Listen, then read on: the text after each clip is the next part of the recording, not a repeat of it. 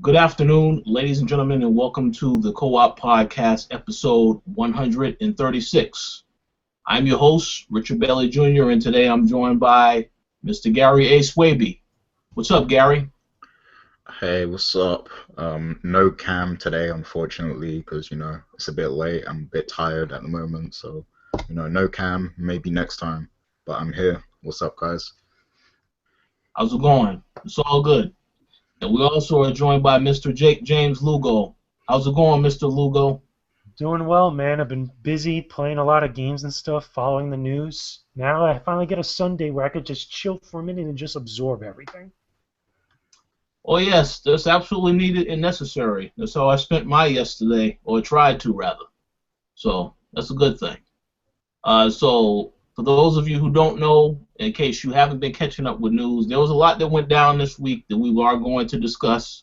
But before we get into that, as we do always, we have to talk about what we have been playing. So, how about you go first, Mr. Jake James Lugo? Let us know what you've been playing.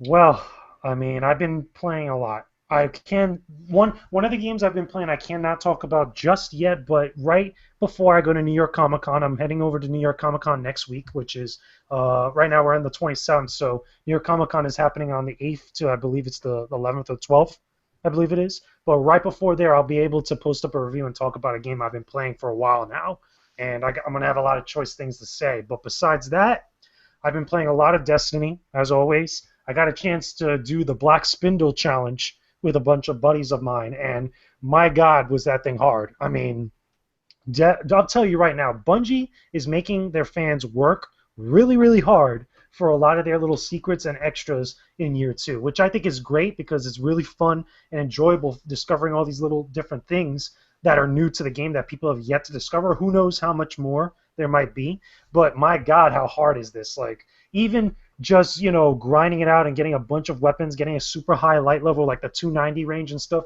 you could get thrashed in this in this new challenge, which is again is like a little secret hidden challenge in one of the missions that was part of a daily mission one day. So, but I was able to complete it. I got the weapon, and apparently Bungie's gonna nerf the weapon. So, which is I think is a little bit funny because apparently there was a glitch that once you got the Black Spindle weapon from completing the mission, you actually got a 310 powered Black Spindle. So apparently that wasn't supposed to be that way. So they're going to nerf it with an update sometime down the line at some point that's going to bring it down from 310 to 290. So what people are doing now is taking that weapon and infusing it to other weapons like legendaries or something in order to boost up the power of some of the guns that they have, which is great, which is cool, but I still would have rather just held on to the 310 Black Spindle. So besides that, playing Smash, enjoying it, and then just trying to play other little games here and there, but mostly just doing stuff for work and such. That's cool. Sounds good. Glad to hear that Destiny is now, better than it has been in the past. I have to get a chance to play that. I have no idea when I will get a chance to do that. Maybe after the show I'll try some. We'll see. Yeah, definitely. And remember, everybody that's listening now could check out our review of The Taken King now on the site. And I had a bunch of stuff to talk about with that game. I know I talked about it at the last podcast I was on, but if you guys want to know the in-depth, thoughts about my opinions about The Taken King, check it out on the site, and you guys will have a lot of interesting stuff to read up on. Absolutely. So how about you, Mr. Gary? What have you been playing? Oh man, only two games. One of them is Rocket League. That game's pretty fun to. It's fun to pick up and play. When you've got some spare minutes or something. I also played it with Charles the other day because we was chilling in a PlayStation party. So we decided to play a few games at Rocket League. So yeah, that was fun.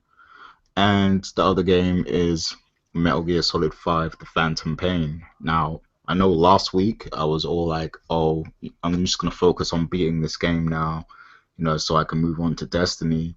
But I'm still pretty much like, in the same predicament as last week. Like I'm still trying to beat this game because like there's just so much content, there's so many things to do. I'm trying to build up my base, I'm trying to earn GMP, I'm trying to, do all the side ops quests and everything.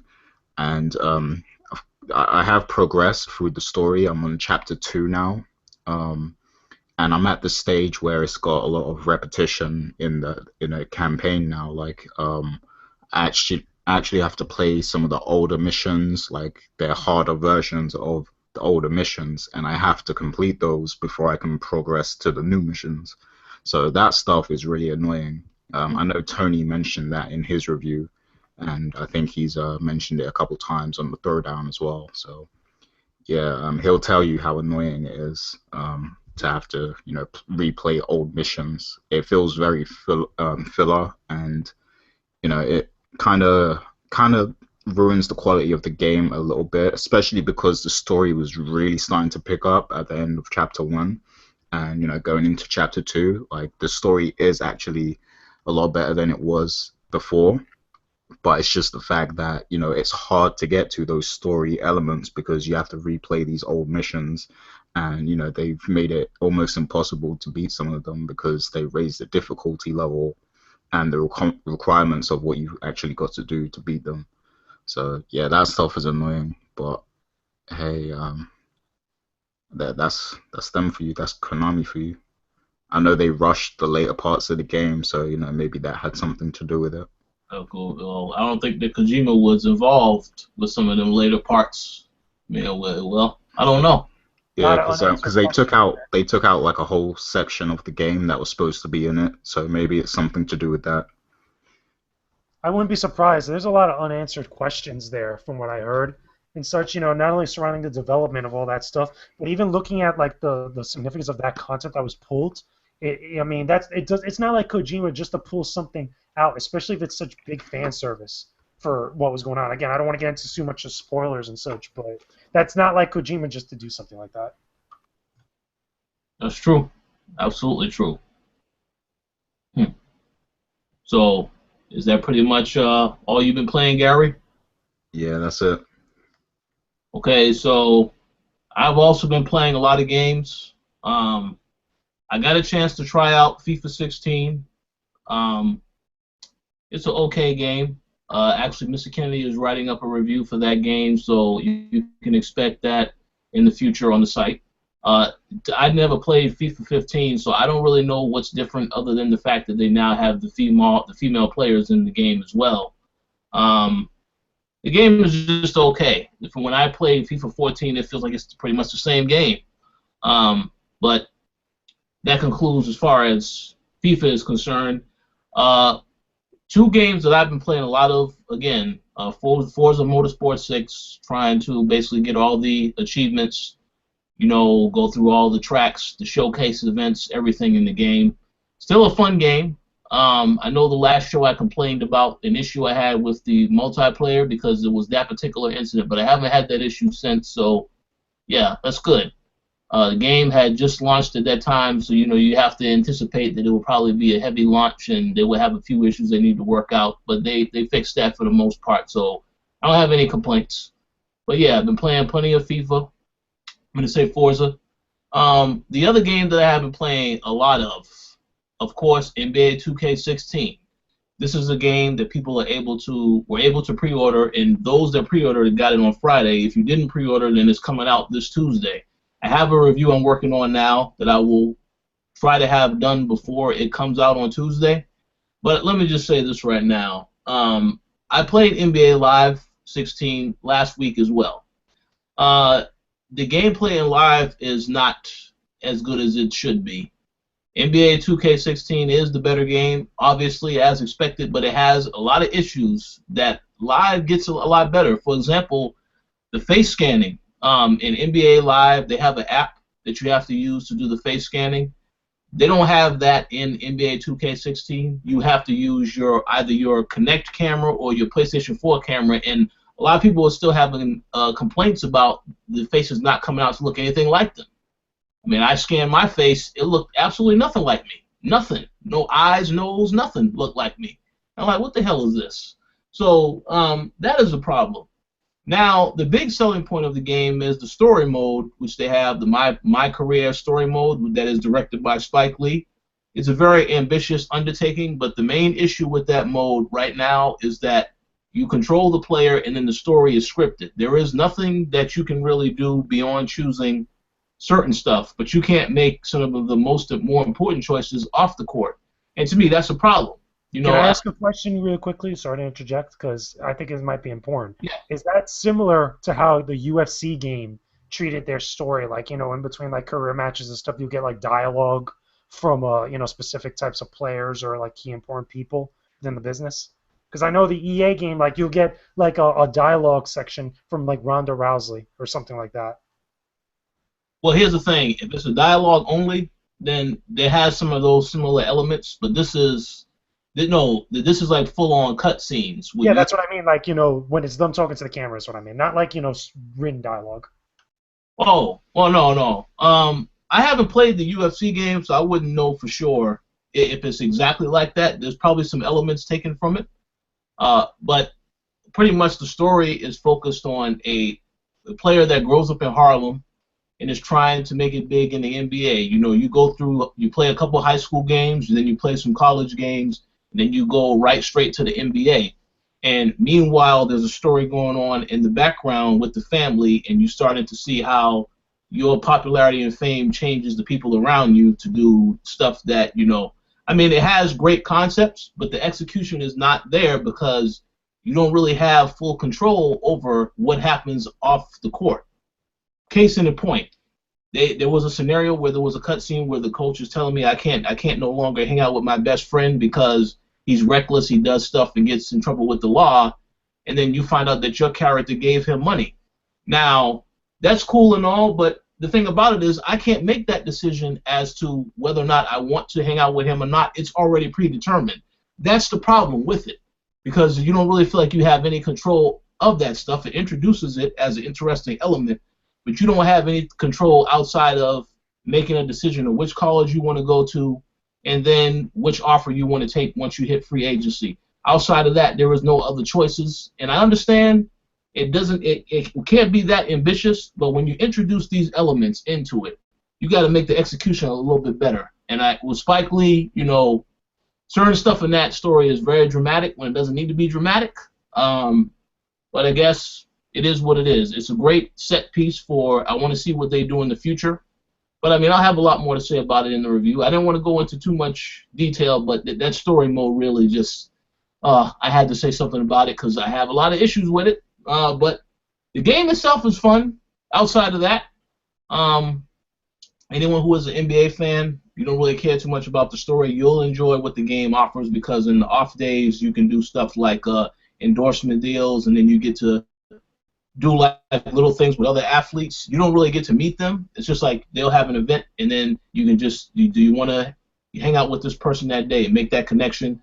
Just click a button and you made the connection, and that's how you spend your off day. They don't show any cutscenes or anything like that, at least not from where I'm at in the game. But overall, it's a very good basketball game, way better than live when it comes to gameplay. So, but I will be playing live soon, so I'll have a lot to say about that as well. But that's pretty much all I've been playing. Feel free to let us know in the comment section which games you guys are currently playing. I do apologize. I have not been playing Destiny or Metal Gear, but listen, this is a very busy season. I'll get to those games eventually. But there's other stuff I have to play, plus stuff I got to review. So I got to let you guys know how those games are before I get to jump and play the same games you guys are playing. So it is what it is. So let's go ahead and let's jump right into the topics. I want to address this topic first because I don't know all the full details about it. I only know a little bit of information about it. But actually, Mr. Lugo, you know all the information about it, so please feel free to shed some light on this issue regarding the voice actor strike that may affect the gaming side of things. Yeah, sure.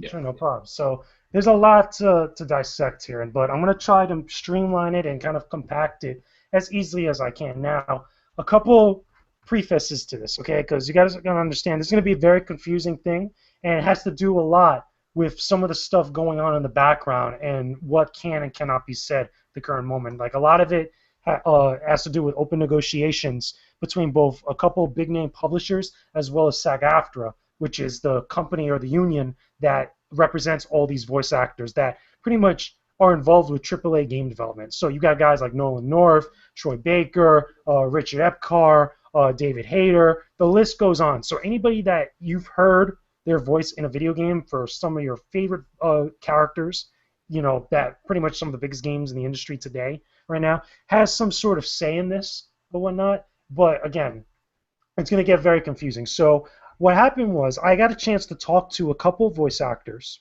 popular voice actors for big AAA games, as well as also a couple game developers, both indie and AAA as well. Because I needed a broad spectrum of the opinions and the perspectives and the stances on the issue is at hand. So the main issue, without getting into the minutia of everything, is that voice actors want to be compensated a little bit more for roles in video games, specifically interactive media, so things like video games or whatnot, or anything that falls within that same umbrella. They want to be compensated a little bit more, especially for roles or pretty much parts in the process that require a lot more stress on their voice when they're actually performing.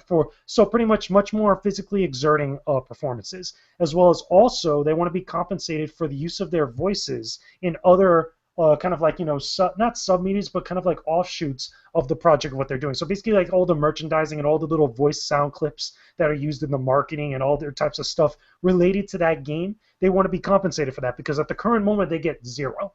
They don't get anything at all for anything of that. So to give you an example, and one example that was given to me when I was speaking to a bunch of different people, again, they asked not to be named, so respecting that. They said that, okay, let's say I go record something for like Call of Duty or something like that, and you record all the dialogue for all the stuff that happens in the game, all the stuff that goes on, between the player interactions, as well as all the scripted events and things like that. Now you start making commercials for the game, or you start making like different soundboards, or all these other different things that are related to Call of Duty but aren't necessarily part of the game. You're still using that voice actor's voice in that media and that marketing and anything else, and the voice actor's not being compensated for that. Unlike in movies, which again is a lot of the comparisons being drawn here to like regular performances for like the likeness of a certain actor for a character, like let's say Robert Downey Jr. for the Avengers or something. He gets paid not only for his role in the Avengers, but he also gets some residuals for his likeness that's used in the other types of promotional material that isn't necessarily like Iron Man's suit. It's like, Iron Man, like, but without the actual helmet or something like that. The comparisons are there. But with voice actors, that isn't the same thing. They don't get any sort of kind of residuals or any sort of compensation afterwards, besides what they're paid for the time that they actually work on the project. Now, besides that, okay, the physically exerting work that they do, which is pretty much putting strain on their voice. So parts when they're playing a certain character in a video game that they're really like screaming into the microphone, or they have to like, make it sound like they're drowning or something like that.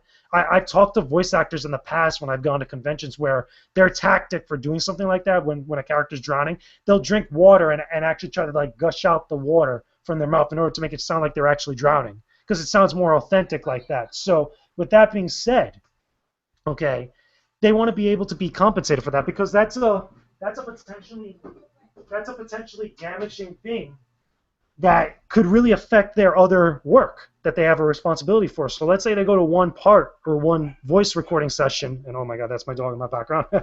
So they go to one voice recording session, and they basically they really kind of like strain their voice, and all of a sudden they pretty much aren't able to really talk because maybe like they're screaming for like an hour or two or something like that.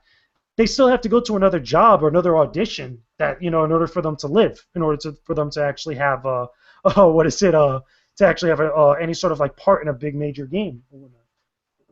So with that being said, they want to be able to be compensated for that in case something like that happens, because when they're not able to perform at their 100%, when they're not being able to perform with their voice at the full capacity, which each job really pretty much requires them to do, then that could really be damaging to their not to their reputation, but to their portfolio. They might not get a particular part they're auditioning for. Certain jobs which they'll be working with different companies and whatnot might not be up to the best quality of what it should be if they weren't kind of like, again, taken care of a little bit better.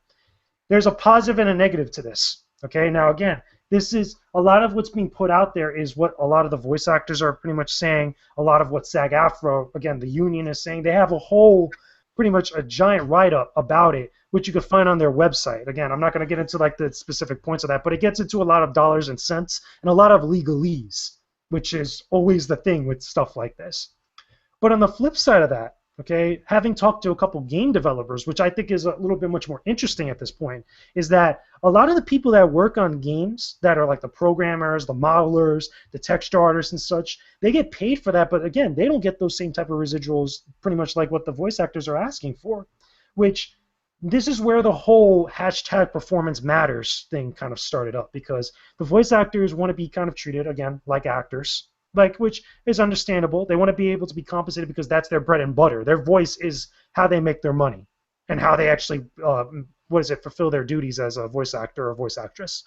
But the game developers are like, why should we spend all this, or pretty much the studios, I should say, it's really the publishers. Why should we spend all this extra money like this, or how is that fair to us when all these other people who are also involved with the process are not getting those types of residuals or not getting those types of bonuses?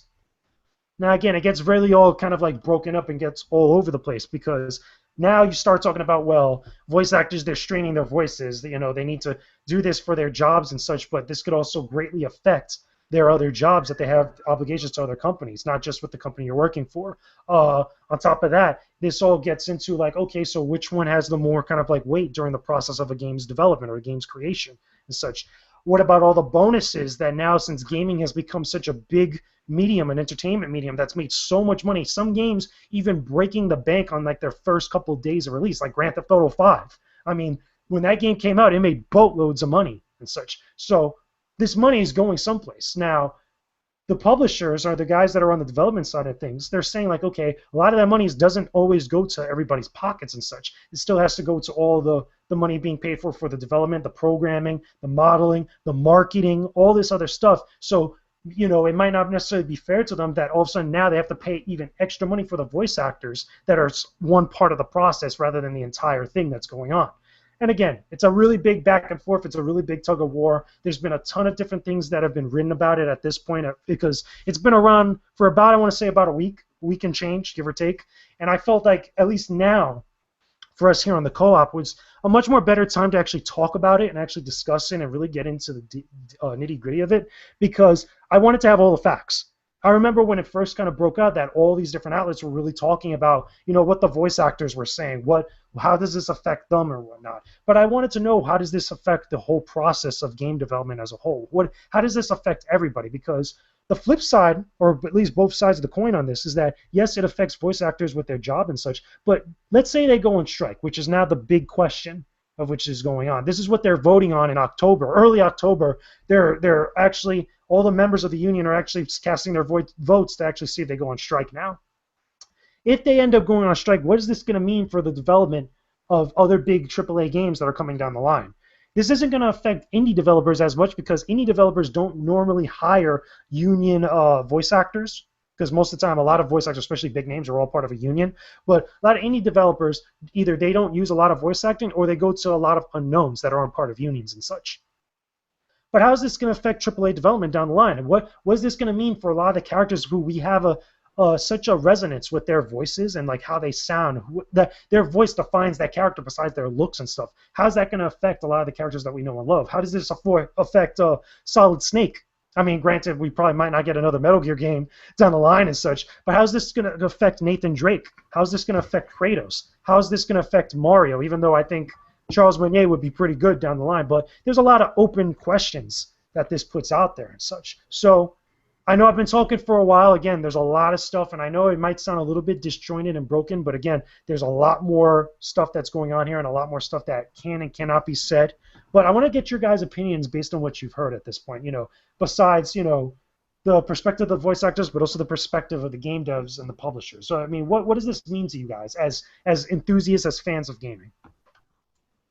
You want to go first, Gary? Yeah, sure. Yeah, I mean, you put me up on a lot of game there. I didn't know a lot about, all that stuff. But yeah, I can now see it from both sides because, the voice actors do need to be compensated for all that work they do, especially all the extra work, like you said, with the drowning effects and all that stuff. That does actually put risk on the voice actor. So, I mean, a lot of people probably don't see it that way. Like, they probably think, oh, they're just using their voice. They're just talking, they don't actually do anything that's risky. but they actually do, you know, the things they got to do. Like Mark Hamill, for example, he actually gave up being the Joker because he said it was putting a lot of strain on his voice, and I remember that. yeah, so that's why he gave it up, and then Troy Baker kind of took over and stuff. But Actually, it was yeah, I mean, Richard Carr, then Troy Baker, because they both voiced the Joker. okay, yeah. So I mean, you can from that you can see the the struggle with the voice actors and everything, and then from the game developer side of things, these guys, like you said, they don't just make profit off of these games. They have a lot of stuff they have to pay off as well for the development of the game. There's like other things that they've had to put money into, and they have to pay their staff and all this stuff. So to give up more of that, to give up more of their profits to pay off the voice actors, that's a big deal too, because this is business at the end of the day. So Now, you let can me say see. one more thing that actually I just remembered now, like looking over some of my notes when I was talking to these people. That's actually really important because a lot of these negotiations were based off of stuff that was pretty much negotiated in the kind of like early slash mid 90s, like when really gaming was like we started having the PlayStation 1 and we started getting games that really utilized voice acting, like Metal Gear Solid, etc. One of the things that's like really trying, at least for SAG-AFTRA and the voice actors, that they really want to kind of get figured out is this notion about being fined for things that are towards the publishers or the company's discretions. Now, what I mean by this is that the way it was explained to me, again, this might be a little bit confusing, it might be a little bit one-sided, but bear with me here. One of the people that I was talking to was like giving an example of like, okay, they go to a voice acting session for a particular game, a AAA game and such. In the contracts, that's what's figured out not only between the union and the publishers and such, but when they're hired, is that most of the time the publisher at their discretion could actually decide whether they feel a voice actor is being negligent in their responsibilities or not. So the way that it's worded, because it's so open to interpretation and so like broad in its definition, is that okay? Let's say a voice actor during a session, okay, they did like a couple lines. Now everybody's like waiting for whatever the director wants to do next. All of a sudden, the voice actor has to go to the bathroom, for example, or he has to go move his car or something like that.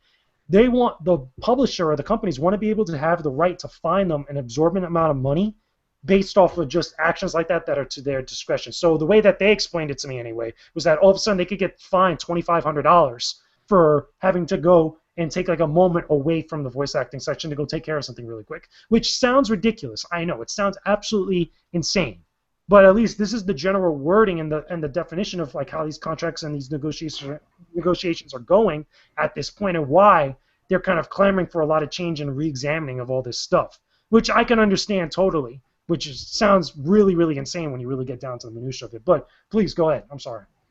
Oh yeah, well, I mean, that sounds like some militant shit right there, trying to stop them from leaving the booth or whatever. I mean, these guys, they're using their voice all day, they need a break at least, because I mean, I've done a job before where I'm talking at a call center, and those are like 4-hour shifts at a time sort of thing. And I mean, even just doing that, like, talking on the phone for 4 hours, that is straining. Like my throat gets sore a lot, and your jaw starts to hurt as well, starts to ache. So, I know that, these guys need a break every now and then. So, yeah, that's kind of messed up if they're trying to do all that. But what do you think, Rich? All right, so you answered well, first and foremost, just like what Gary said. That's an excellent job that you did explaining it, Mr. Lugo. But this is what my personal take on the situation is. When you made the when you were talking about the contract specifically, I thought to myself, well, those contracts must be altered because the thing is, when a voice actor signs on a project, they already have an idea of what they're supposed to be getting, and I would think that there should be something in there about some type of residuals or something that they're going to be getting as further compensation depending upon how the game performs. Take, for example, a game like Grand Theft Auto. If Troy Baker or Nolan North was in Grand Theft Auto 6, so to speak, I would think that there would be some type of wording in that contract. Let's say, yeah, well, you'll get further residuals because this is not just any game. This is a major AAA game by a major studio, so it's going to make a lot of money. And therefore, I think not just the voice actors, but I think anyone who works on these games, they need to be further compensated. I understand I am not a developer, and I understand that there are certain expenses that you have to have. But listen, there will be no game without this team. There will be no performance without an actor to actually bring life to the character. So I would think the voice actors should be compensated for what they're doing. I think that the recent incident that happened with Marty O'Donnell, and I don't know all the details, but I do know that he played a major role in what Destiny was supposed to be. So the fact that he had issues and this came to the limelight about the lawsuit, that right there shows that there's an issue with this issue with people getting paid the money that they feel that they deserve to get paid, and it definitely should be brought to the forefront. Now, regarding this strike or potential strike, I think maybe it should happen because if people are going to be hesitant to give, well, what's going to happen? Like they're all, a lot of people are very clear that they're voting yes in favor of the strike. So this is pretty much almost imminent at this point. Well, I think that this will be good because my thing is that again, these games make millions and millions of dollars. Most of them do if it's a very popular or well-known franchise or what have you. And sometimes even if it's not a well-known franchise or it's based off of a franchise, it still will make a lot of money. So I would think that you need they need to come up off this money and give people what they deserve. The residuals, again, I would think that there should be something in place where somebody's getting paid based on performance and all this other stuff. But the fact that it's not, that needs to be fixed. That definitely has to be fixed. So the strike needs to happen. It'll be excellent to happen, and I will be very interested to see. Now, I understand that this may affect future games coming out, but again, if you have to do this to make change, then it has to be done. There's no way around it. Because everybody deserves to get paid, more for the work that they're doing, and especially on something like this. This is not like it's a car. Like when you buy a car and the value depreciates over time. Well, this is the exact opposite. If the game is a success, and if it's not a success, or if it's a cult classic that becomes a success, those people need to be paid over time, whatever additional funds they deserve because they contributed to it being a success. At least that's my viewpoint on the situation. You had something you were about to say, Gary? Oh no, I was just gonna say I'm looking forward to Assassin's Creed 6 next year. That's gonna have text-only dialogue. Well, listen. That's gonna be a blast. Well, listen. One game that that this absolutely will have no effect on is the next Zelda game because nobody's gonna be playing. So that's one thing for sure. That will have no effect on that series whatsoever. We'll see what happens. I don't know if you guys have any other thoughts on the matter, or should we move on to the next topic? Yeah, I'm good. No, Okay. I think again, a lot of it is going to play out at that point. Unless more people have to say about it. I think, like I said, I think we've gone through a bare bones, streamlined version of what's going on. Again, if anybody really wants to know the specific stuff about what's going on, SAG-AFTRA at least has a good summary of what it is that they have to lose. That's what they actually call the article, what we have to lose. That will not work in favor with them based on a lot of the negotiations that have been breaking down lately. And then there's another one, which another game developer that I know posted up this this rundown pretty much of his interpretation of it, certain types of certain types of key points to what that are counterpoints to SAG-AFTRA's argument and the SAG-AFTRA's stance on the matter that's been circulating around. You can find it on Reddit or find it on Google if you just Google SAG-AFTRA and then voice actor strike. I'm pretty sure you could find it again. So it's interesting stuff. Hopefully it doesn't impact a lot of the big AAA games significantly down the line, because I don't think it's going to affect anything now that's already in the ending of its development. Because from speaking to some of the people I talked to, they said that if and when they go on strike, the voice actors are going to stop taking newer jobs. All the jobs and the types of projects they've been working on that they're already contracted on, they're still going to finish those. and it's still going to be over with. But any other new jobs after that, they're not going to go to. They're going to deny taking any new jobs afterwards. So like Final Fantasy 15 will be okay. What is it? Fallout 4 will be okay. Halo 5 will be okay. All these other games that are going to be coming out at the end of this year into next year, those will be just fine. But it's afterwards is what the real question is. I do have a quick comment that I was going to make after you said that as well, because as someone who has been basically, anyone that has worked any type of job, I do a lot of contract work, and I know 9 times out of 10 that a company will not hire somebody; they'll just bring on another contractor. So in this instance, I could see some of the studios, trying to really stick it to the writers, the ones that do go on strike. So, well, we'll just get the voice actors, and they just say, well, we'll just get someone else who is maybe an unproven talent or someone who they think that is capable of doing the job. But that can backfire because, again, some of these people, the reason why these actors keep getting work is because they're good at what they do. So, again, I just think that the strike is a good thing to happen because that will, it will give them more of what they want. I just see both sides of the argument, but I heavily favor, the actors need to do whatever they need to do to get their money. That's the bottom line. Well, you know what? I've always said that Richard Bailey should be a voice actor. He has the perfect voice. So, Rich, this is your chance, man. Hey, you know what? This is awesome. Yeah, I'll sign up for that. But I got to get the money that I want. So if they don't pay them the millions and millions of dollars, though, they damn sure better pay me. I don't want no cheap rate either. No, give me some money. So we'll see.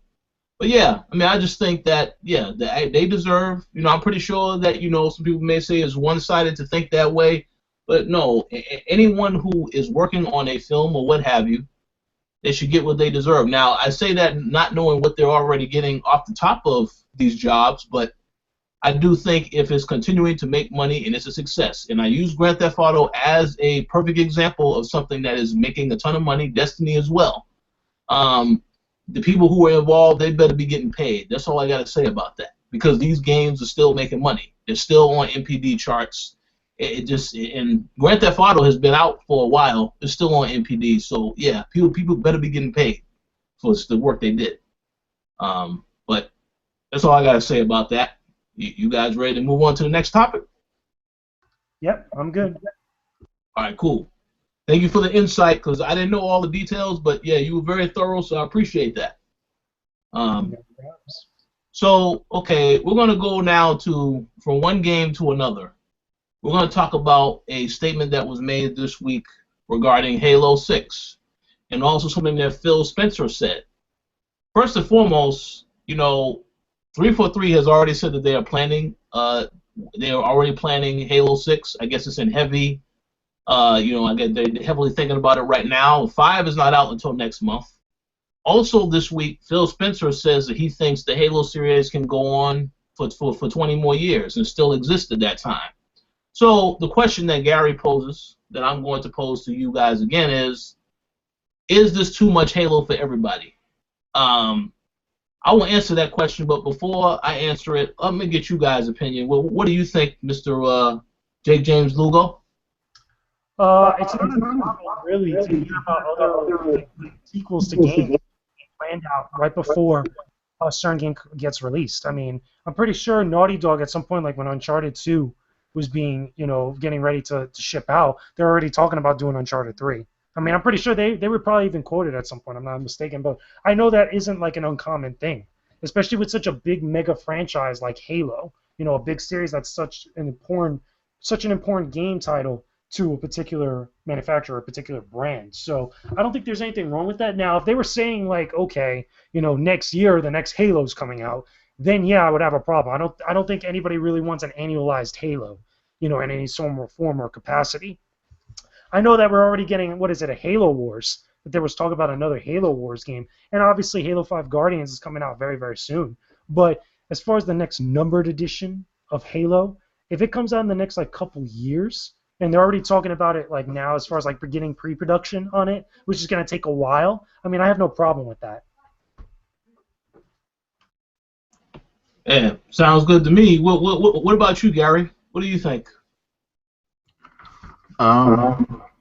Well, I would prefer, that sometimes these studios give us time to miss a game because that's when you start to appreciate it more and more.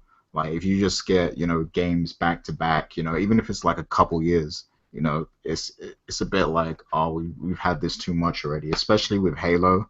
Like at this point it feels like we've had so many that I'm starting to care less about it. So I think it's one of them things where you need time to miss these games and appreciate what's already there. Like sometimes you might think, oh, I haven't, played Halo in a long time. I haven't heard anything new about it. You know what? Let me go back and play these games again. You need to get back into that mode where you actually want to go back in time and relive those experiences. But when they're coming out back to back like that, it's like, okay, you beat the game, you don't even really reflect on it. Like you just like, okay, whatever, and then next thing you know, they're announcing the next version of the game or whatever. So I feel like I'm not just saying this for Halo. I'm saying it for a lot of games. Assassin's Creed is the main culprit, of course, but a lot of these games we need time to miss them and appreciate them more. So that's the issue I have with this. I mean, with regards to what JJ said, that does make sense that they'd probably be starting, to plan Halo 6 out if they're planning to release it in like 2 or 3 years or so, because these games take about that to develop anyway. So that makes sense, I guess. But at the same time, will be Halo 5 now? Like it just feels like there's too much because it's actually been more than 5, right?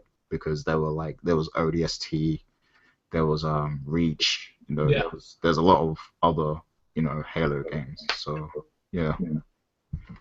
All right. So I have two thoughts on this topic. Now, first and foremost, I do agree with what you said about giving a serious time to breathe. However, I don't really think that this is a big deal in terms of Halo because, again, the main thing with this particular franchise is that the main Halo game is almost every 2 years. There are some games where there's a new game every single year. Assassin's Creed, for example, that is a perfect example of a series that needs to take a break and get on a better schedule instead of having to always come out every year.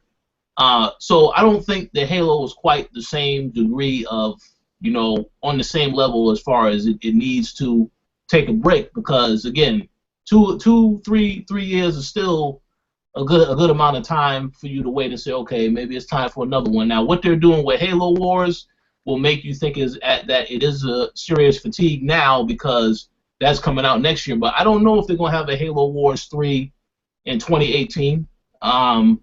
So, I mean, I don't know. Keep this in mind. And I think that 343 is just getting a lot of flack just in general because, remember, they're coming off a lot of the disaster that was Master Chief Collection. So everybody's got like a really bad stink eye on them right now. And they're pretty much, someone like that, someone who's like really ill-informed is going to be like, well, why are you talking about Halo 6 now if Halo 5 hasn't released and you guys had a really crappy release of Halo Master Chief Collection? Shouldn't you focus on Halo 5 first? At this point, I think it's a little bit overkill at this point. Let's see how Halo 5 turns out on release, because you best believe they're going to have launch date problems, much like any other developer, especially because Halo's a very big franchise, and everybody that owns an Xbox One is probably going to be playing Halo 5 at some point. So let's see how that turns out before we rag out on them. See, that's true. But one other thing, based off of what you just said, because those that say, why are they already talking about Halo 6 when 5 is out? These are the exact same people that was playing The Last of Us as soon as it came out. They said, when is Last of Us 2 coming out? But look at the difference, though. Last of Us, when it came out, Last of Us, technically for a lot of people, was a masterpiece because it did a lot of things right. A lot of the talk behind Last of Us wasn't about problems with bugs, wasn't about online play issues and connection issues and stuff like that. There wasn't a bad word of mouth about The Last of Us. That's why that was the case. With Master Chief Collection, and because it was 343's first go, really, with the Halo series like that, technically no, I'm wrong, because Halo 4 was 343, correct? That's correct. Yeah. Okay, so it was their second go-around with the Halo series, and it just happened to be with just some of the original games that everybody loved and such. That's why they got such a bad rap with it, because everybody wanted to play Halo 2 so much online over Xbox Live, and they couldn't do so for whatever reason. That's why everybody's giving such bad word of mouth right now. And you know that came from the fact that they wanted to be more ambitious because the fans demanded them to be more ambitious. Because if you recall, the Halo 2 Anniversary Collection was supposed to be the game. It wasn't supposed to make a It collection. wasn't supposed to be all 4 games. Originally, it was just Halo 2 Anniversary. But, I mean, look at least what they accomplished. They gave everybody a massive collection. Granted, the online play was really broken and had a lot of issues and stuff, but look at the 4 campaigns that you got, even though they're really Bungie's games, but look at all of them in one package that you got. That's fantastic. On Xbox One with 2 different types of filters for graphics on your Xbox One, which is awesome. Exactly. You know, so I mean that was an excellent collection.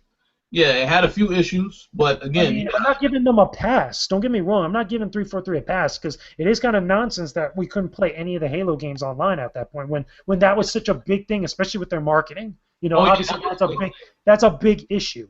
But at the same time, don't immediately condemn them at this point, especially before Halo 5 has come out, especially because they're just doing like what any other big AAA developer would do with a big franchise like Halo.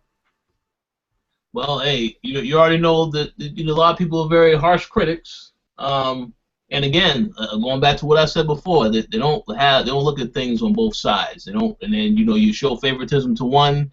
But you got to be fair across the board. When there's mistakes made by other developers, other platforms, you got to point that stuff out too, because this is how it should be viewed as a critic.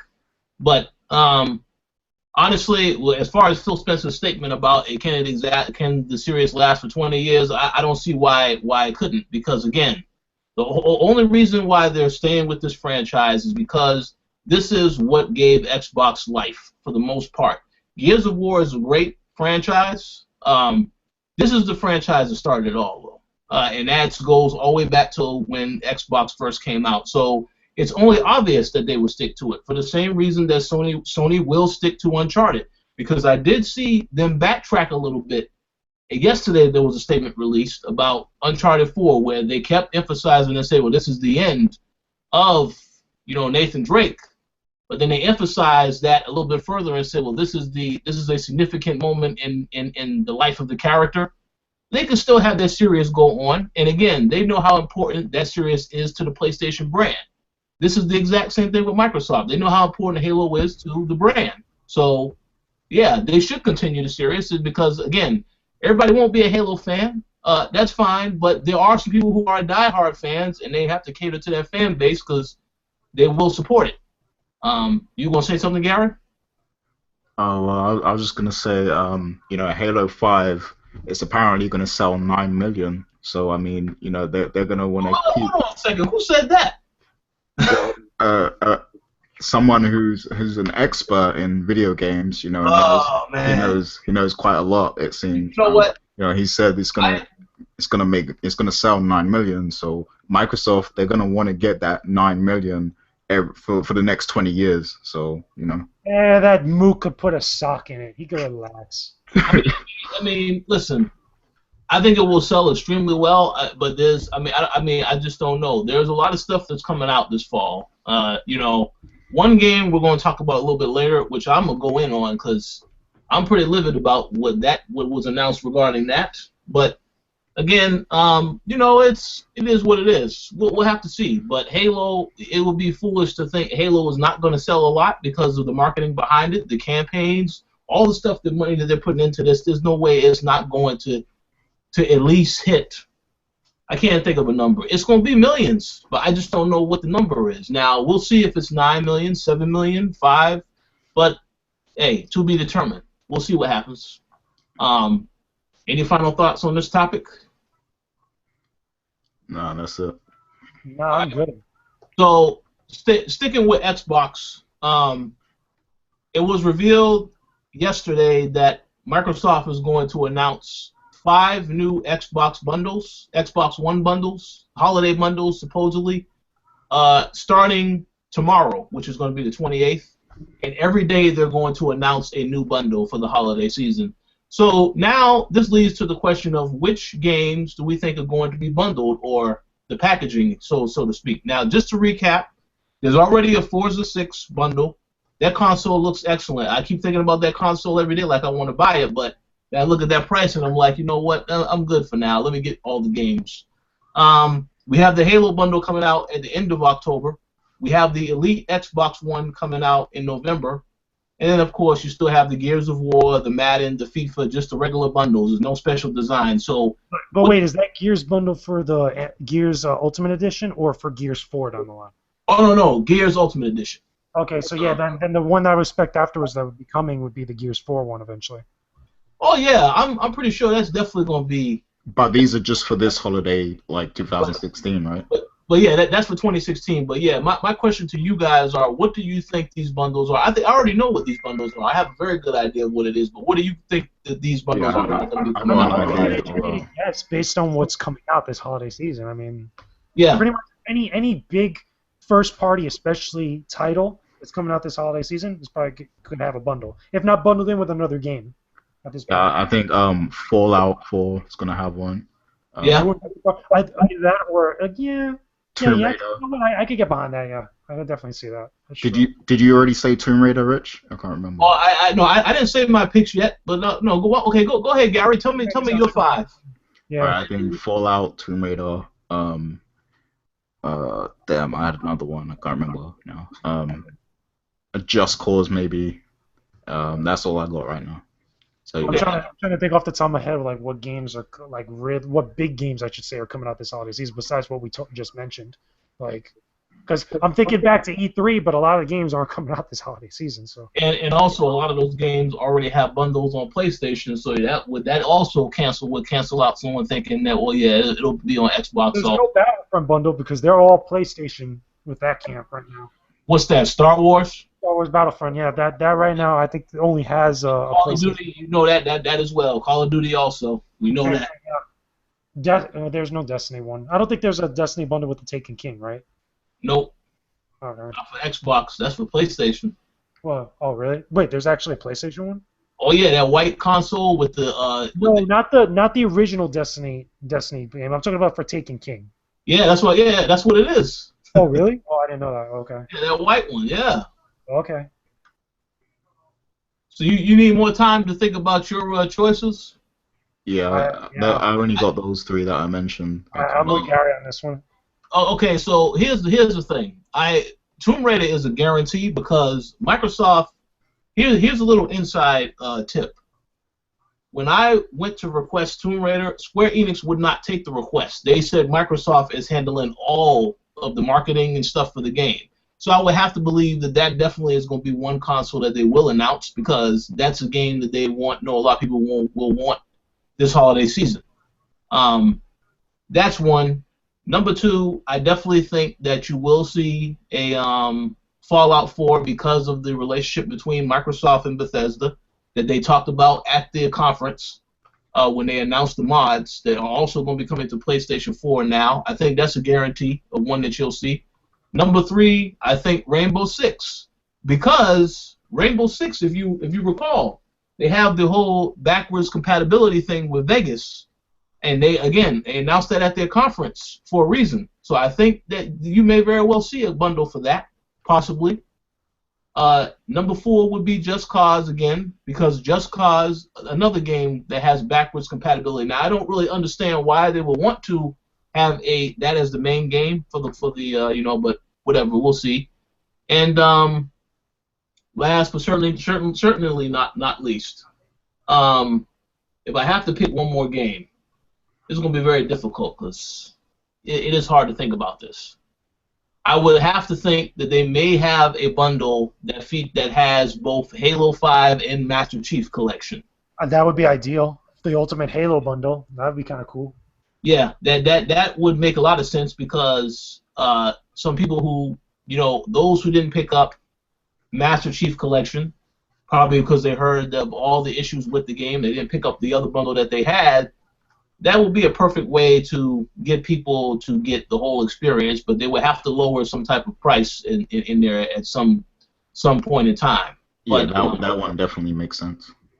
But those are the only 5 I can think of. I can't, Battlefront again. That is a PlayStation, like you said, is treated very much like a PlayStation 4 game, very much like Destiny is. Even though these games are on both consoles, because I have friends, even my roommate, who they saw, oh, the Battlefront, that PlayStation Battlefront footage is phenomenal. So, oh, but you do know that game is coming out for Xbox. Well, no, PlayStation 4. I gotta get a PlayStation 4. So you see, that right there is anyone who's just like a regular consumer who sees that footage, they're gonna think, oh yeah, that's a PlayStation 4 game. So I don't think Microsoft will have a bundle for that game.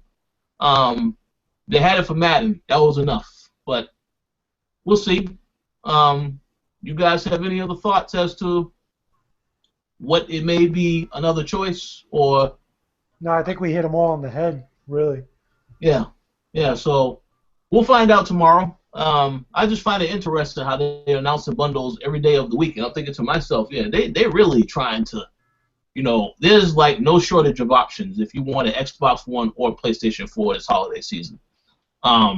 Sticking with that, as a game that we already mentioned before, they also announced a Call of Duty limited edition bundle this week, which features the Black Ops 3 design and a 1 terabyte hard drive. What do you guys think about this bundle? How about you go first, Gary? Because I know you saw how it looks. You said it's probably one of the best looking bundles you've seen, right? Yeah, I really didn't like. I saw it. I didn't know what to think. I thought, at first I thought it was fake. Like I thought it was something somebody made up, like some N4G thing or something. I don't know. But yeah, it looks weird. Like all those orange or red or whatever color that is all around it. It doesn't look great in my opinion. It's definitely not one of the best PS4 bundles that have come out. But yeah, I don't have much to say besides that. All right. How about you, JJ? No, I haven't seen the bundle. I mean, what comes in it exactly, specifically? Okay, so it comes with, of course, Black Ops. It's especially designed with the same black and orange design that they have already shown in the game. And it comes with a 1 terabyte hard drive and the DLC for a DLC code map pack for the I believe Like it's season pass. Oh no, not a season pass. It's just I think a map pack for the upcoming DLC with the Nuketown DLC. That's it. That's all it comes with though. But yeah, it costs $450, 1 terabyte drive. 1 terabyte's good, but I mean, at this point, I mean, does anybody really need a lot of space right now at the current moment? I mean, more space. There's nothing wrong with having a big, huge hard drive for your games, especially if you download digitally, which is great. But are you really going to want to get a Black Ops decaled one? Is really the question. Well, is that the one? Hold on, let me ask you something. Is that the one with the orange button controller? That's it. Yeah. Okay, that looks ugly because I remember seeing the controller. Like, nope, I'm good. Yeah, no, I agree. That's the thing. Let me say, like the thing is that some of the other bundles, like the Darth Vader bundle, looks badass. The the original Destiny bundle with the white PlayStation looked awesome. All these other console console color schemes looked more uniform, looked more classy. Even the 20th anniversary PlayStation one that used the PlayStation 1 color scheme looked a little bit much more classy and a little bit much more, handled with good taste. This one looks like, some bro fist guy over there was looking at it and was like, oh, yo, this would be cool. Let's just strap all the different types of colorful buttons just for the sake of being different. And I don't think that the 1 terabyte hard drive, just for that type of looking one, especially if we're going off looks or whatnot, is really going to do it for a lot of people. Unless like you're that type of gamer that just doesn't really care, you haven't bought a PlayStation 4 yet, and you want the most type of space, then you'd be like, okay, whatever, and just get it and call it a day. If not, I'm pretty sure Sony's going to make a PlayStation 4 unit with a 1 terabyte hard drive down the line eventually that you could buy without this stupid decal. You know what though? What you just said right there, because I did go back to our post just now, and I did see that they also announced an Assassin's Creed Syndicate bundle, 1 terabyte for Europe. It's a regular system. That's Europe only though. Yeah, only in Europe. So, but here's the thing. I understand they have a deal with the Call of Duty, and therefore that's why it has a special console. That's fine. But why is that Uncharted bundle not a 1 terabyte? Because that's what I'm saying. That's the Exactly.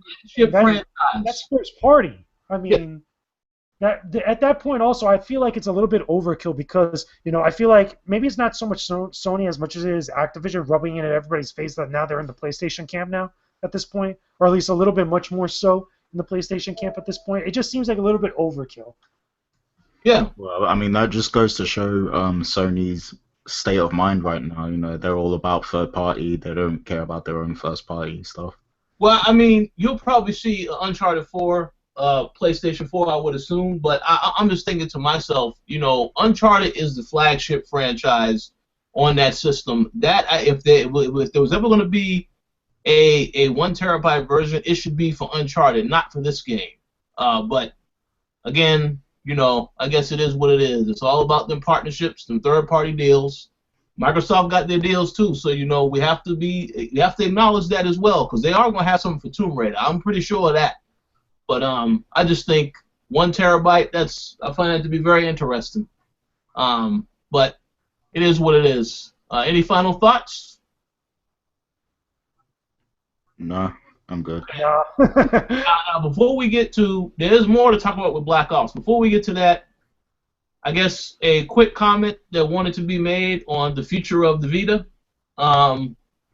Now, maybe you could tell me what the statement was that you read, Mr. Lugo, regarding it being officially dead, because I know we discussed it before. It's not that it's officially dead. It's just that a lot of people have been circulating news from different people that have been talking in the industry saying that pretty much Sony is done with the handheld market because their reasoning it has to do with the mobile phones kind of like being a little bit much more easier and dominating the whole portable market besides the 3DS in actuality. But I think that maybe they're probably just refocusing a little bit more towards obviously the home console development, if not putting a lot more into Project Morpheus or PlayStation VR. That could also be another thing. But I mean, the Vita, I don't think the Vita is dead yet. I think obviously, it's kind of just floating in obscurity right now because there's still good games being made for the console, especially in Japan. Because I mean, one of the games I'm going to be talking about very soon is going to be Vita related. I can't again very very soon within the next week or so. But I don't think the people are just kind of completely saying that the Vita is dead because there isn't a lot of big name games being made for the Vita. Yet there's still quality stuff there. I mean, it is what it is. It does suck though, I will say, for people that bought a Vita. I have a comment to make, but it may be quite controversial. But Gary, do you want to say your comment before I make mine, or are you good?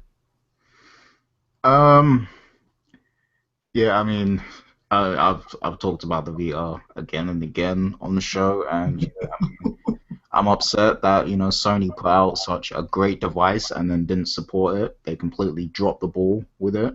I'm mad that I actually bought one, but recently, shouts to Riku-san because he's put me onto a few games that I actually want to get for the platform now because they're still making JRPGs for this thing, and there's a lot that I didn't get to play yet, and also I play a lot of the old Final Fantasy games on the Vita as well. So for that use for JRPGs and stuff, it's great. It just sucks that I mean look at the 3DS. That library is just it's incredible. There's so many games on there, and it's upsetting to know that the Vita is actually way better in terms of and hardware. keep in mind, Sony just doesn't support it. I was gonna say in Japan they still have a lot more quality video games that just never came stateside that are really amazing games that are in Japan. And also keep in mind the PSP. A lot of people said that the PSP was really dead here in the States at some point, besides the whole emulation thing. But there were still games being made for that platform in Japan for a very long time afterwards. And I still think even now, I think at some point there's a couple releases here and there, quiet releases. Yeah.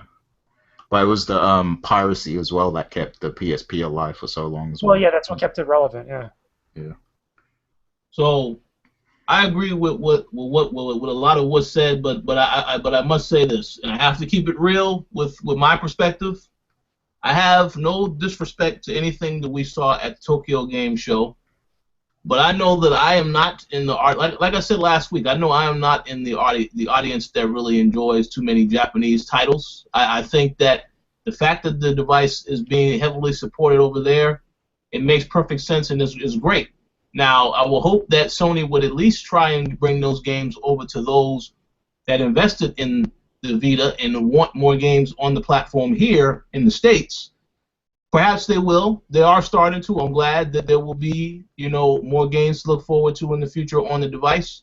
But my personal opinion is that yes, the device is, if it's not dead, it is very, very close to being on its way out. And the reason why I say this, perfect example, Gravity Rush and Gravity Rush 2. These games are not coming to the Vita. And this is a franchise that started on the Vita that now is going to be on PlayStation 4. So you see, I have a strong feeling that it's a Vita version at some point, because how they just going to end it like that? I mean, it seems like, I understand why they would, but it seems like they probably still have the means to at least have a buy release, both having it on PS4 and on PS Vita, or at least talk about it on crossplay. Well, yeah, what they'll do, I can see them saying it has a crossplay feature where you can, but I don't know if they're going to actually bring it to Vita. I don't know, but to me, it would also be because the size of the game, they wouldn't be able to. I mean, that could also be exactly. I did hear they said it's a lot more ambitious. That makes sense. But when I heard that announcement initially at Tokyo Game Show, I thought to myself, well, this is a franchise that started on Vita. Now you saying, well, no, we can't. We're done with that device. It has to be on PlayStation 4. That's fine, but anyone who buys a Vita and they played that game and they haven't bought a PS4 yet, they'll be very disappointed to be like, well, damn, now I got to buy a PS4 to enjoy the next chapter in this game. That's very annoying. But as far as the device being dead, I used to have a Vita, and then I got rid of that Vita because there wasn't nothing on it that I wanted to play. I know Persona 4 Golden is a game that you have recommended many times for me to play. I will play it at some point, but I just didn't find too many games that were of interest to me in particular, because I know a lot of people will say that they're into Japanese games. That's great. I have nothing wrong with that. I just know I'm not particularly into a lot of those, and I want, when I buy a device, I want them to be making games that are flagship titles for that device. I don't think that Sony ever did that with the Vita, because Gravity Rush is a great game, probably the game that you could say is in that category, but they never really once took it serious enough to actually put games on that platform. Case in point, when they did the Uncharted game, Naughty Dog wasn't even the ones who made the game. They had another third-party studio make it. So probably the only example I remember is when Killzone Mercenaries came out, and that was actually made by the actual company that made the game before. And that game was dope. Like, that game was better than, what was it called? Shadow, whatever, the one that was on PS4. Yeah, but you see, you're right. You were right. It was dope. But see, that's a perfect example of the developers being all in on the device as well.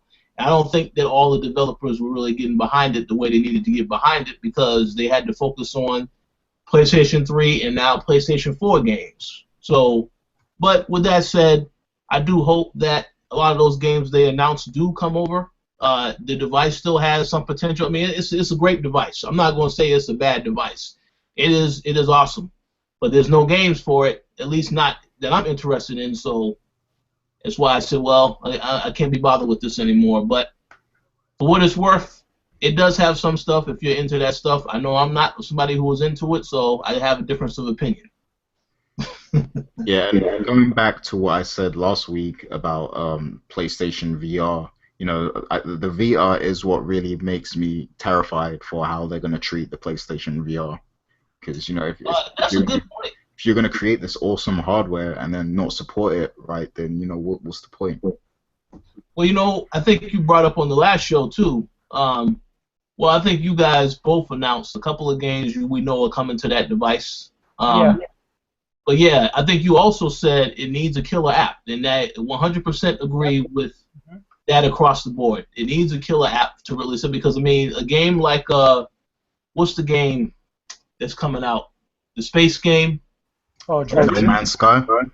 No, Adrift. I think that's one game I think Tony said he played VR on at a show in the past. But again, that game was not. I don't think that game was made specifically for PlayStation VR. I mean, you can use it with the Oculus Rift as well, but I'm talking about a game made specifically for that device. Like they had the Kinect games that people say are all garbage, which for the most part is pretty much true. Microsoft didn't really push that device the way they needed to push it. But yeah, Sony, now that they have a peripheral, they have to push that, and there needs to be stuff on there specific to that that makes it a killer app. So I agree with all that stuff. Yeah, please don't let this be another PlayStation move. Well, PlayStation Move, you have to use that with the PlayStation VR. You saw that advertisement, so. Correction, you have to do PlayStation Moves in order to use it. Oh, you do.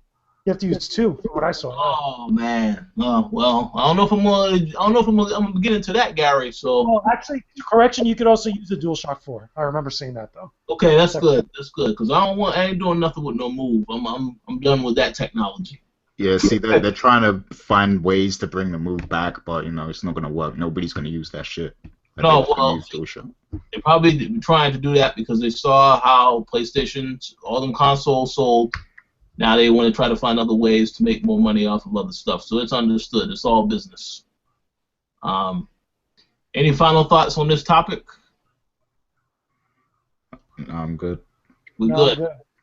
All right, ladies and gentlemen. Now this is the topic that I wanted to get into, and I specifically held this to last because I have a lot to say about this. Let's talk about Call of Duty once again. We already talked earlier in the show about the console that is going to be the PlayStation 4 specially designed limited edition console, which is cool. But it also just so happens that this week they announced that the PS3 and 360 versions of Call of Duty Black Ops 3 will not have a single-player campaign. So, before I jump into what I have to say, would you like to give us some of your insight as to what you guys think? How about you go first, Gary? Yeah, I don't know if people are gonna find this controversial or not, but I think it's a good move. Like, people are conditioned to buy Call of Duty just for the multiplayer anyway. I don't even think that the game on PS4 and Xbox One should have campaign, to be honest with you. Whoa. So yeah, I mean, I don't see this as a bad move at all. The only thing is the price. Like, because Charles told me that it's only going to be $10 cheaper or something. That's correct. That's a problem right there. It should be a lot cheaper than that because not only is it last gen, but you're also stripping out an entire portion of the game. So, you should charge something like, $30, like half of what you was going to charge originally. That's more fair, I guess. That's probably still a bit overpriced for what it's going to turn out to be.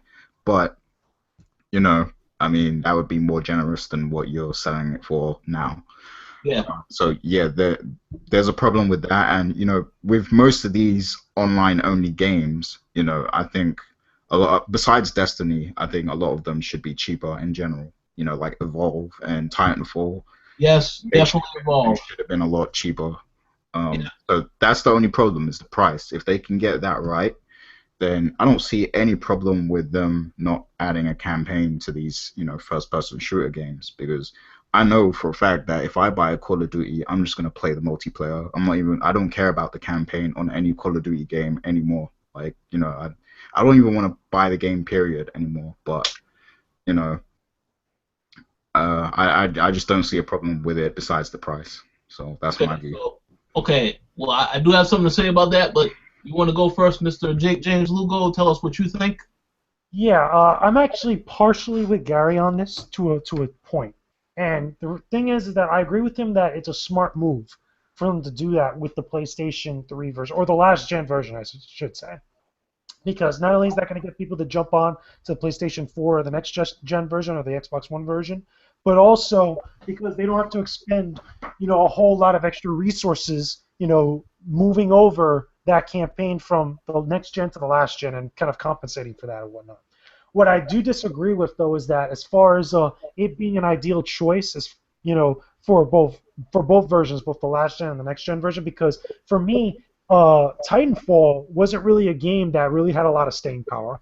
A lot of people were really banking on it as far as being a game that could really kind of change up the game as far as first-person shooters and such, or really being something that people would really play over an extended period of time because it was so multiplayer-centric, that didn't end up being the case. I remember I played Titanfall maybe a couple times and then just didn't care about it anymore, much like a lot of other people did. And I'm talking about guys that are like really hardcore first-person shooter dudes, because not only did it have a lot to do with the pedigree of those guys that were coming from, Infinity Ward, was it those two guys that were running the company at least at the time, but also the fact that you felt like you were getting a little bit cheated because there really was hardly any sort of story, or at least the way the story and the narrative played out in that game was kind of lackluster, but it felt like you were missing something constantly throughout the entire time. And I feel the same way also about Evolve, because there's no centralized like campaign that you could just sit there play by yourself, other than just going into the multiplayer or just going in with a few friends and then just kind of like, letting that whole ordeal play out while you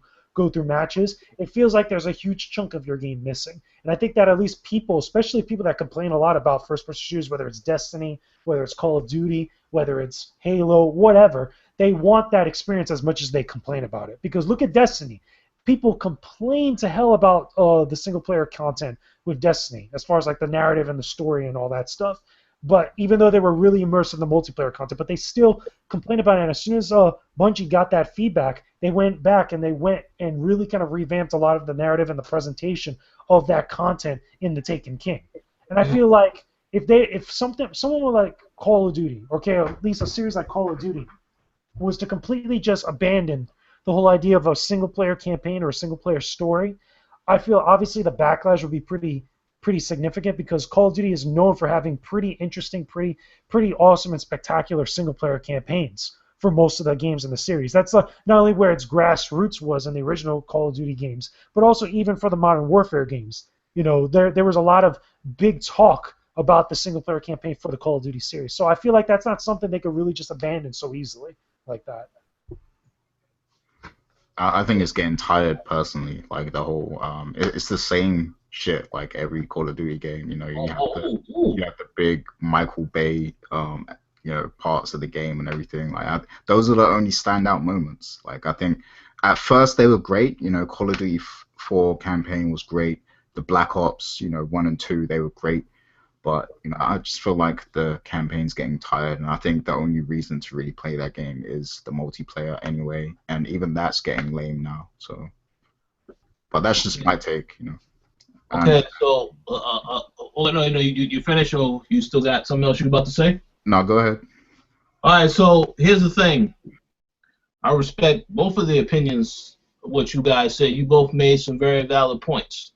What I will say is this: is that I'm not a fan of this practice, and while you made some great points, Gary, about them taking out this content, my philosophy is, why even bother having a 360 or a PS3 version in the first place? Because that's what I'm saying. Yeah, exactly. You pretty much are giving people who have a console that is now considered last gen a lesser game and a lesser experience. Now, I understand that if they came out in the beginning and they said it will have no campaign at all on any system, then okay, then it is what it is. But you're specifically saying it will not be on these devices because the technology is too advanced for it to be on these devices in the first place.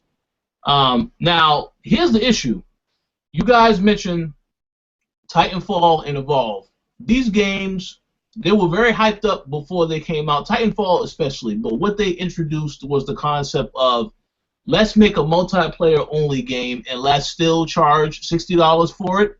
Let's go ahead and throw that game out there, and we'll have some success. And the thing is, people supported that, which is now why developers are specifically making multiplayer-only games. Take a look at Battlefront. They straight up said, we ain't doing no single-player campaign. It's all multiplayer. Yeah, but look at the backlash they got with that, because I remember even at E3, people were talking about, yeah, we still want single-player content. Even though there's no story, they still have the single-player missions that are still part of that experience. See, yeah, I understand why it was backlash. Is that going to stop people from buying the game? No, because of Star Wars. So they will figure, okay, it's all right. But my main complaint is about this multiplayer-only stuff. It's like, you look at a game like this, you look at how this was handled, and then you try to compare this to another game. Now, I do know that one game that is going to be coming out that people, I know that this comment was made before about Halo 5. Well, yeah, that's probably not going to be Game of the Year. Halo 5 now has more content than that Call of Duty game in terms of the last gen stuff. Now, I don't know about the current gen version. I don't know what that campaign, what all that's going to entail. I will say that if you have not played the Advanced Warfare campaign and you did not like that campaign, then something's probably wrong with you because that campaign was phenomenal. The fact that you had, I mean, listen. Oh yeah, that was great. I'll give you that one. I mean, that was very different from what I expected, and Sledgehammer really hit it out the ballpark. So I have to give him credit for that. Now, I'm not saying that maybe Treyarch will make a decent campaign, but this is a very, very popular part of the series. Black Ops is, like, I guess, one of their highest selling parts of the series. So I would think that they should want to go all out with this. This is why I said, why release a half-assed product? And when I say half-assed, that doesn't mean it's bad. It's just you're not giving a complete product to the consumer who has a last-gen console. You're basically telling them you gotta get yourself an Xbox One or PlayStation 4. That's what you're saying, but you should have made that clear from the very beginning that this is a next-gen only version game. They wait till before this game is about to come out. It's only going to be a couple of weeks until it's out because September is pretty much over. And then you say, oh yeah, well these versions won't have the single-player campaign. I mean, I do not like that decision. You probably should have said that in the very beginning when this came out. But I don't know. But man, I just don't like when it's these multiplayer only games. There's someone who Evolve, I reviewed Evolve on the site, and I thought that the lack of content, that was the main issue with the game. The game itself was okay, but you get tired of it very quickly. And I think that when people continue to support stuff like this with their wallets, it's going to continue to happen, like you're seeing with Call of Duty. Now, I would like to see what happens when we do see MPDs, whether or not that this does not affect the sales whatsoever on 360 and PS3. Because again, I do know that there are a lot of people who only like multiplayer, and they will play this mainly for multiplayer. But again, it's not a complete product. So I have a problem with that, the way that they went about this approach. But I guess they really want people to play multiplayer, so they'll be on that. But anyone that compares a game like this now to another game like Halo, which is also a shooter, which is also going to be complete, they really should not be in the same comparison at all, because there's a campaign in Halo 5, there's multiplayer, all this other stuff, so you can't compare the two whatsoever. Another game, Rainbow Six, this will also not have a single-player campaign, so again, like I said, these multiplayer-only games is just really... I mean, the prices should definitely change. I think the $50 price that you're paying for this particular version still way too much, because, again, you have to factor into the simple fact that there's also going to be DLC, so it will be more money if you decide to get more maps or what have you. I mean, it's not like it's straight up just $50. That is the same for if it's the complete version too, but that's a whole nother discussion. But hey, we'll see what happens when we see the sales, whether or not it still sells extremely well on Xbox and PlayStation 3. But I just don't like that decision. I would not have made that announcement and said, oh yeah, it won't have campaign. No, you should have just said that in the beginning. Let's just make it a next-gen version. You don't want to release a half of a game to people when others are getting more to it. But I guess because it's a transitional year, they haven't yet made a decision in terms of what they want to do with the game, in terms of just making it all, current gen. They're going to have to make a decision at some point, though. Well, go ahead. My theory with that is that it was a last-minute decision. Like, I feel like they're just being lazy. I feel like they worked on the current gen versions first and got those worked to perfection. And then I guess, they dedicated a time slot for previous gen development of the game, because I guess it's going to be like a port over to, the previous gen. But then they probably figured out the complications, being that they're working with newer technology and everything, and they probably thought, what, this is going to be too stressful to, port this to the previous consoles and everything because of the superior technology. So let us just strip this portion of the game from it completely, and then, then we don't have to dedicate these hours to, to that, porting the game. So I feel like this is just this is a decision that was made recently, very recently. I don't think they knew this from the jump, from the get-go. I feel like, they got to a point in development where, the current gen version is finished and they need to do the port, and they were just like, oh, this is too complicated. Let's just slash it in half and, So what my response to that is? That makes sense, but this is what I would say. In that case, they still could have canceled it, because let's look at Mortal Kombat X, for example. The game was out on current gen consoles and it kept selling. They said, okay, cancel the other version. That's one scenario. But with this scenario in particular, they've already put money into, man hours or whatever, into the last gen versions, which is fine. That's fine. But sometimes you just have to cut your losses.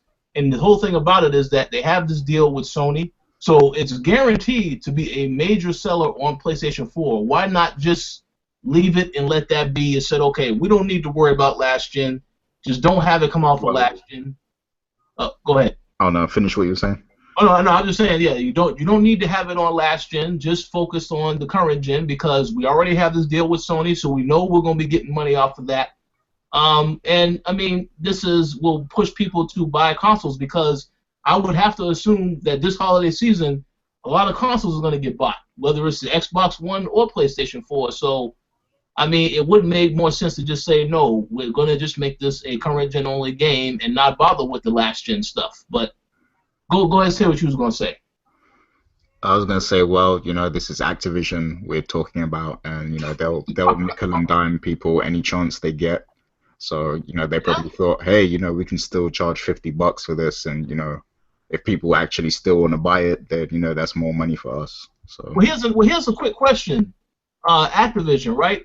Oh, you're right, because they're also releasing Deadpool on current gen consoles in November. So yeah, you are right. Which makes absolutely no sense whatsoever. That game should not be getting a re-release. I don't know what. They're cashing in, man. Yeah. I mean, I know it has to do a little bit with the hype of the movie. Don't get me wrong, that they're doing, but I mean, come on, that is a little bit ridiculous. But that goes to show, yeah, very, very greedy with the way that was particularly handled. I'm not saying like I respect what they are doing in terms of making these games, but they should have not. I would not have announced this version for current. I would have just canceled the last gen, because the majority of things that you will hear about this in the next couple of months, people buying Xbox Ones and PlayStation 4s.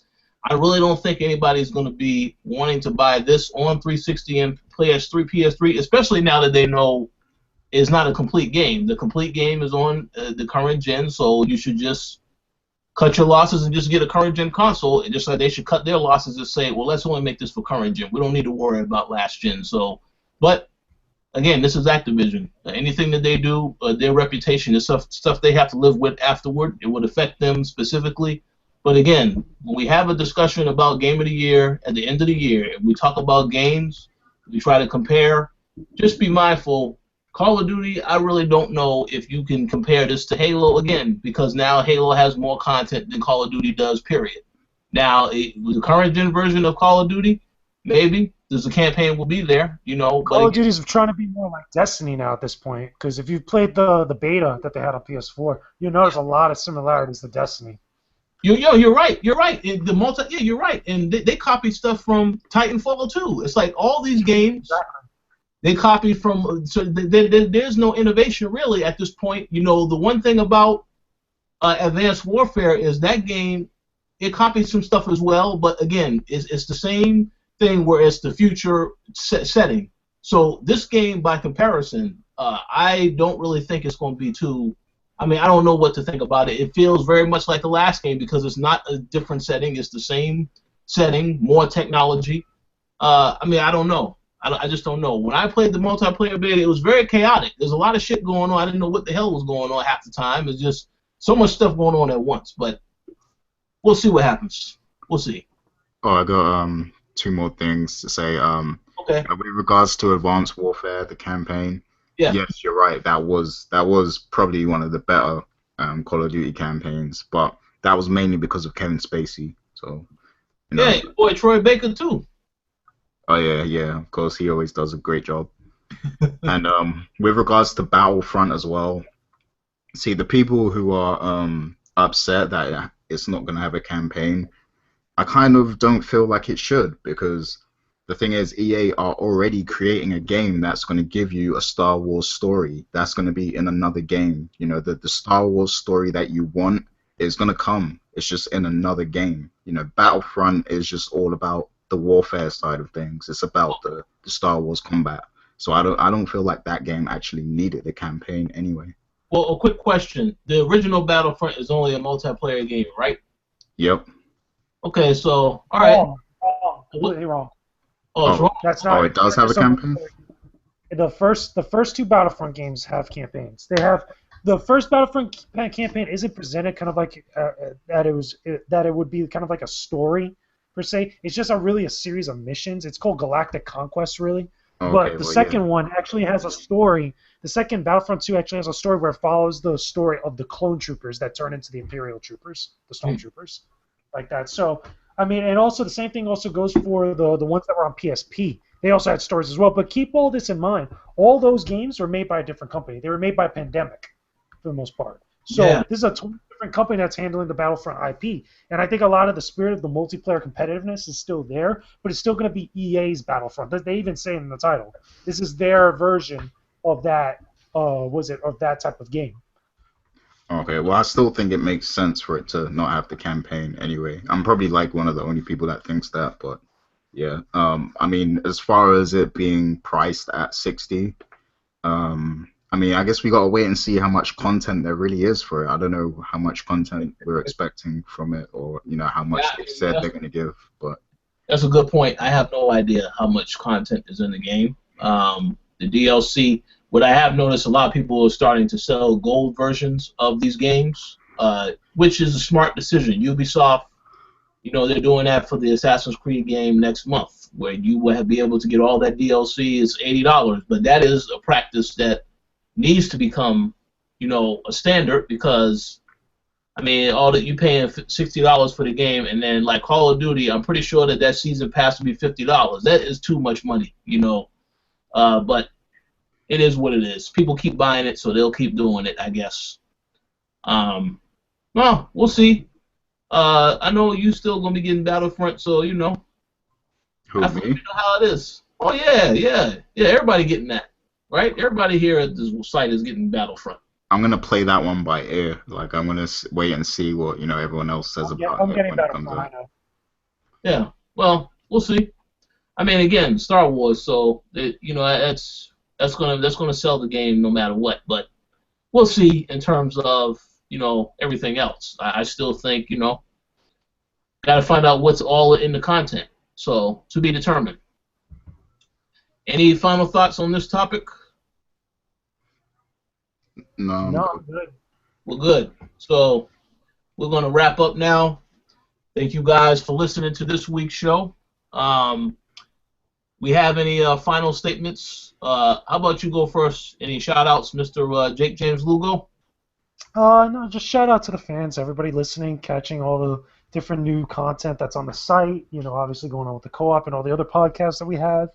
Thanks for hitting us up on Twitter, sending us all different types of messages and feedback, and in the comments section as well. I hope you guys continue to do so and keep allowing us to obviously have that connection, that interaction with you guys. So it's always fun, always talking games about random different stuff, and also seeing what you guys are thinking about and what we could talk about on future podcasts. Sounds good. Yes. How about you, Gary? Shouts to all the listeners, the people who listen every week, people who leave comments. Shouts to you guys. Make sure you guys be good in the comments and everything. Like let's keep it civilized in there. I mean, I don't mind. I love debating, so I don't mind reading debates and stuff like that. Just make sure you guys keep it respectful in there. So shouts to all you guys. And shouts to Unblock Us again. You know, if you have a Netflix account or if you have Crunchyroll, Hulu, you know, all these different services, make sure you're using Unblock Us because it gets you past all the restricted content that they have. You know, the stuff that's locked to different regions. So yeah, definitely check that out. There'll be a sign up in this thread. So yeah, check that out for sure. And shouts to you guys, man. That's it. Yes, thank you. All right, and I'd like to give a shout out also to the fans. Thank you all for checking out the show. Yeah, I want to echo Gary's sentiment. If you leave a comment, try to be mindful and respectful of each other. If it's okay if you want to debate, that's fine, but try to do it without resorting to name calling because we're not here for that. Everybody is here to just have civilized debates, but mainly play games. If you see that someone has a difference of opinion, leave it be. Don't try to continue to push them to, you know, make it a bigger deal than it necessarily is. Again, so everyone has their own opinion, but again, we can all agree that we love video games. That's great. You love your brand, I love my brand, but I'm still going to respect you because, hey, it is what it is.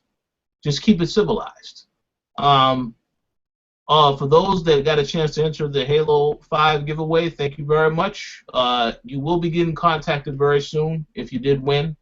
If you did not win, you may want to stay tuned to the site because there's another giveaway coming up in, you know, October, which is in a couple of days, that you're going to want to jump on. I cannot tell you what the game is yet, but I can tell you right now, man, you don't want to miss it. That's all I got to say about that. It is an upcoming game, a game we have not mentioned, but you'll definitely want to enter in for a chance to win that. And shout outs to Leap Trade for helping us to put together that giveaway. We are going to be doing another one with them in October, and you know we'll see what the future holds beyond that. But again, thank you guys for checking out the show. If you would like to leave us a tip, our YouTube is now working once again. You don't have to. Again, this is always going to be a free show for everybody. But if you want to, give us a tip to improve the quality of the show, get some guests on here, improve a whole bunch of other stuff, you know what to do. Just leave us a little bit of tip. Any amount is accepted, but it is not mandatory. We will always do this no matter what. It will always be free to you guys because we enjoy talking about games. But yeah. That concludes this week's episode. Thank you guys. Hope you have a great week, and we will see you all next week.